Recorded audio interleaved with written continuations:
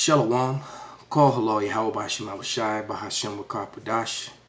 The honors into the apostles and the elders, salutations to all my fellow laborers doing this work in truth and sincerity, risking their lives and their freedom to do so, now more so than ever. To the scattered, that be like unto the speckled bird that are scattered among the heathen nations around the four corners of the earth, and the Akwaf that are listening and learning. This is your brother Malcolm from the branch of the Great Millstone here in Chicago. And, the Spirit jumped on me to do this sit down. And I was going to chime in on a live feed of the brother Amawan Abad, who's live on this new Face of Terror with the question mark. And I click on all the videos and they will play, but his video won't play.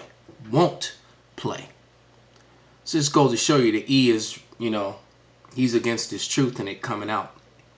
It says that this doesn't fit the format of your or whatever, but it just won't allow it to play even though he's live right now. So as E is making his campaign of lies, which is so easy to see through. As a matter of fact, the guy, it almost looks like an actor, and I'm sure it's just another Wag the Dog scenario. Wag the Dog was basically a movie that where they fabricated a war to protect lives, to protect the president from being discovered about his affair with underage girl. All right, so they basically created a whole war to distract the people from what was really going on. And now, the anti this and anti that, they set up all these laws and these false videos and these big elaborate schemes of actors and crisis actors, which the facts never add up, the things never add up. Supposedly there was thousands of bullets fired at the last thing, but there's no bullet holes in any of the buildings anywhere. it's ridiculous, man. But while that was going on, I was reflecting on a story that I heard today about a Northern Kingdom brother who died, and some crimes that were going on down in Colombia. And as all this is going on, I couldn't help but think about the curses. So I'm going to read Deuteronomy 28:37. And it reads, "And thou shalt become an establishment, a proverb, and a byword among all nations, whether Yahweh shall lead thee."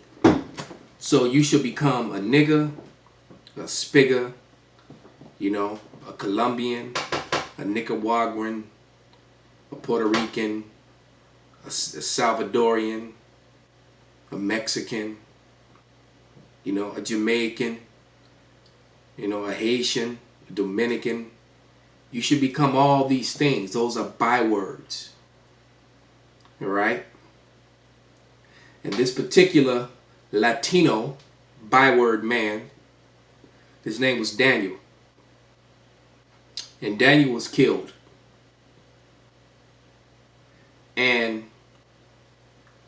I listened to this story on the radio as I was driving. And it's actually a sad story. It really is. But it made me wonder how many times that he bowed down to to those idols of wood and stone, knowing he was more than likely a Catholic. All right, and how many times he crossed himself up, because the story goes that he was 19 years old and he was trying to find work to help his family, and his mother told him he didn't have to. And I guess this is during a time when Colombia was full of turmoil and there was a lot of wars and stuff going on, and it just wasn't safe in the streets, and his mother just pleaded for him not to go. And he said, "I have my lucky shirt." He had a shirt that his sister had got him from New York, a Yankee shirt, and his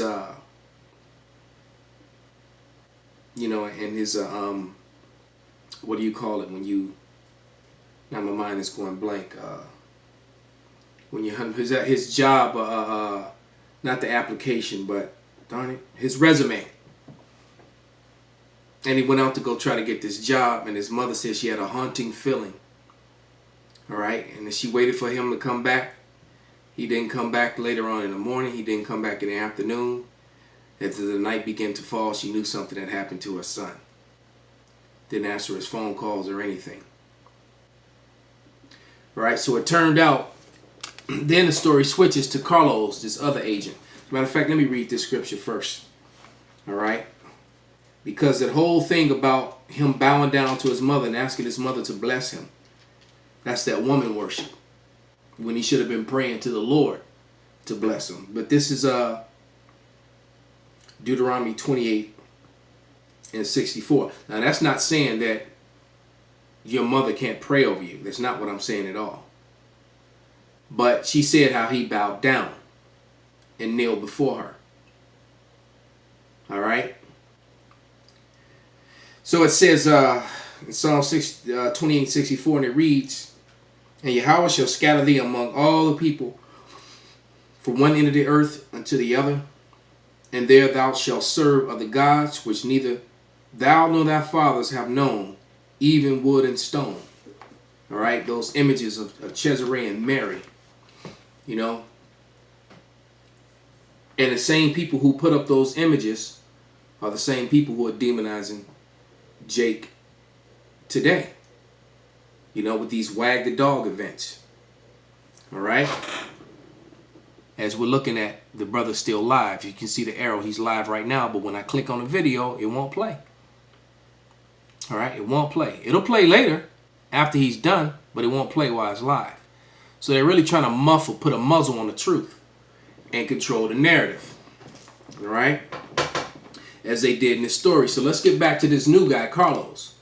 Carlos, from the same place in Colombia that Daniel was, he idolized the soldiers and wanted to be a soldier, pretended he was a soldier. When he got old enough, he joined. He went away to the school. He went to soldier school or military school, and he became a soldier.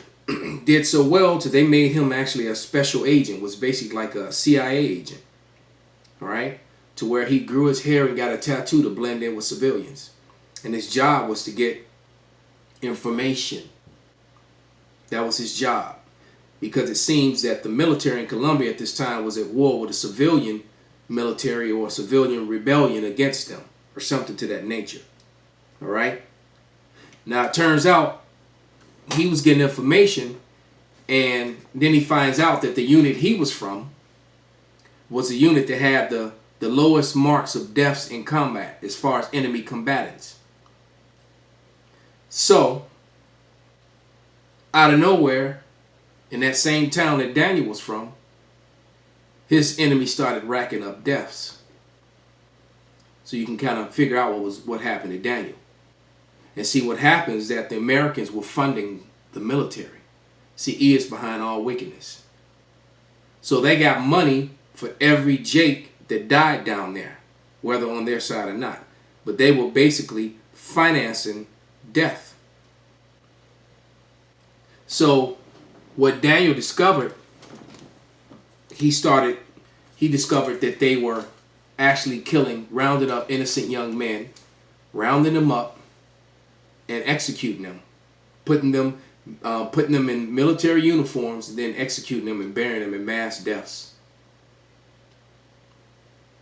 And this truth is kind of being covered. They're trying to cover up the truth the same way. That's what they did. Why? Because they trust in Egypt, man. They trust not in the Lord. Especially knowing that he was praying to Mary and probably saying all kind of, praying to all kind of saints, statues and stones and lighting incense and all that. And his mother was too, because that's what she taught him. But Carlos felt bad. He was going to his military leaders and found out that they knew. All right? To the point to where it turned out that it was 6,000 men that ended up murdered, man. All right? And they called this the false positive scandal, or the scandal of the false positives. And some military leaders went to jail. A few. 13, I think, and I take that back. 1,300 went to jail. But when this got brought to the public, they said it was only 11. But it was actually 1,300 soldiers and a couple low-ranking officers that went to jail for this whole campaign. And this goes to show you the wickedness of the Northern Kingdom down there, man. They're not only into idolatry, but how they are so quick to harm their brothers. I mean, you look at the things that the Zebulon does to one another with the whole MS-13 hacking each other to pieces with machetes and stuff. We watched that movie, No Sembri, or was it Sin No More? Basically, translation in English.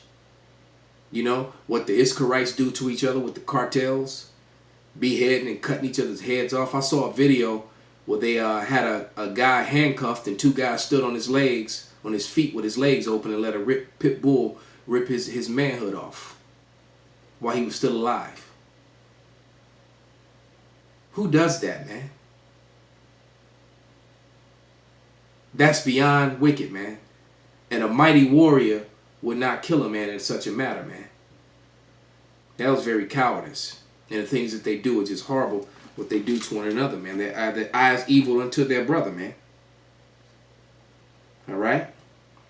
And he looking for ease to help his family, and he found no ease. This is Deuteronomy 28:65, and it reads, "And among these nations thou shalt find no ease, neither shall the sole of thy foot have rest, but Yahweh shall give thee there a trembling heart, failing of eyes, and sorrow of mind." I'm sure that poor Daniel had all those things before he was put to death.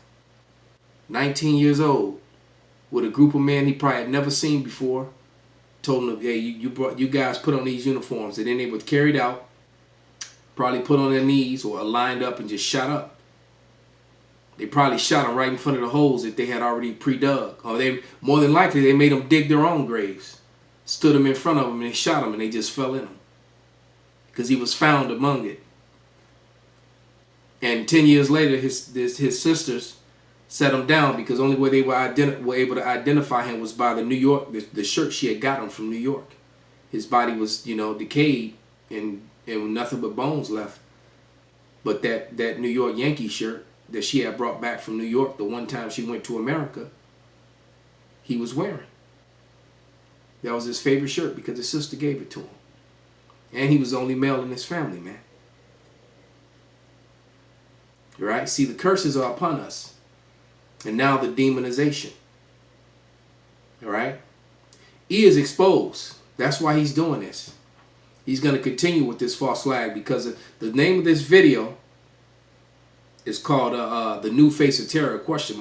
But when I put that up, it wouldn't pop up. I had to go searching, the diligent search to find this. All right? So that wasn't high on the list yet. It's way, way down there on the list. But they're going to keep doing these small things until it's big enough that basically they're building a case, man. And they know that, and I don't think that they're calling him a Israelite, but nevertheless is a so-called Negro with a big beard. And that's what they're doing. They're vilifying the Israelites, whether you're a prophet or not. So you sideline Israelites, and you not involved Israelites, and you Israelites that don't claim your heritage, they're coming for you too. They're coming for you too. But only the men of the Lord are going to have that protection when that standard gets lifted up, man. Because it's going to get bad out here. It's going to get so bad till the prophecy of Michael stepping in is going to have to happen. I believe that's in Daniel. Let's see if I can find that, and we'll wrap on that. But it says how it's going to get so bad that Michael's going to have to step in, man. Yeah, this is Daniel 12:1. And it reads, "And at that time shall Michael stand up, the great prince which standeth for the children of thy people. And there shall be a time of trouble such as never was since there was a nation, even to the same time. And at that time thy people shall be delivered, everyone that shall be found written in the book." So only the elect. This is talking about the elect. Because the scriptures clearly tells you that not all Israel is Israel. All right? 2/3, which is the majority of Negroes, Latinos, and Native Americans, and the scattered speckled birds that are scattered among the heathen that look like the heathen.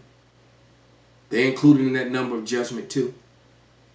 All right? The ones that are running around looking like heathens, looking like, Edomites and Moabites and Elamites and Hamites and all the other ites.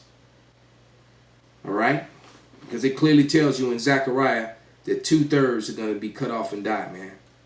All right, the 1/3 is going to be brought through the fire, but 2/3 shall be cut off and die. That's scripture, right? There's no way around it. There's no way out of it. All right. See if I can find that. We'll close out. I know this in Zechariah.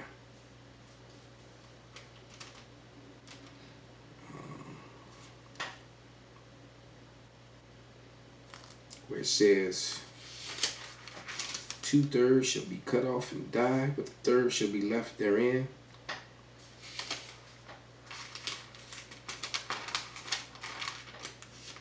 This is a new sword, so I hadn't marked it. So Salakia.